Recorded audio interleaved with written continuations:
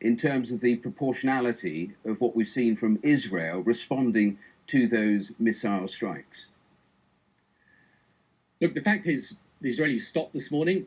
They've had 80 rockets since, and it's just important to remember that these rockets are fired indiscriminately at the Israeli population. And because of the Israeli defense system and because of their evacuation procedures, their civilian casualties at present are minimal. However, if any of these rockets gets through, their casualties will be significant.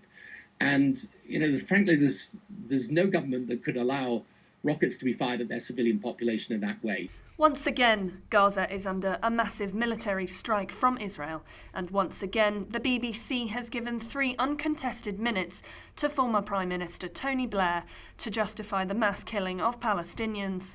This is not the first time that Western media's reporting of the massacres committed against the Palestinians are devoid of context. Israel under renewed Hamas attack was the BBC's news headline on the 8th of July 2014. The headline was picked up by The Guardian columnist Owen Jones. He criticised Western media for valuing Israeli lives over Palestinians, calling it the hierarchy of death. Jones also urged the BBC to provide balanced reports that accurately reflect the reality on the ground. The article went viral, and around 24 past midnight BST, the BBC headline on the website was altered to "Israel steps up plans to stop rocket attacks from Gaza." The BBC is not the only media corporation that has misled its audience. ABC News anchor Diane Sawyer turned the situation upside down.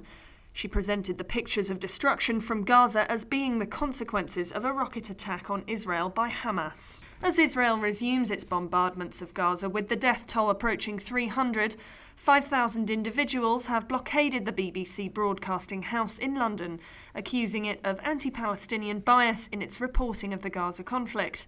Crowds chanted "BBC, shame on you." The BBC responded ahead of these protests in an online statement, stating, "As a publicly funded broadcaster, the BBC is duty-bound to provide balanced reporting without bias." In a democracy, the media is the medium that journalists use to protect the interests of the people and to hold the governments accountable. But is this really the case, or is the media turning from a government watchdog to a government lapdog?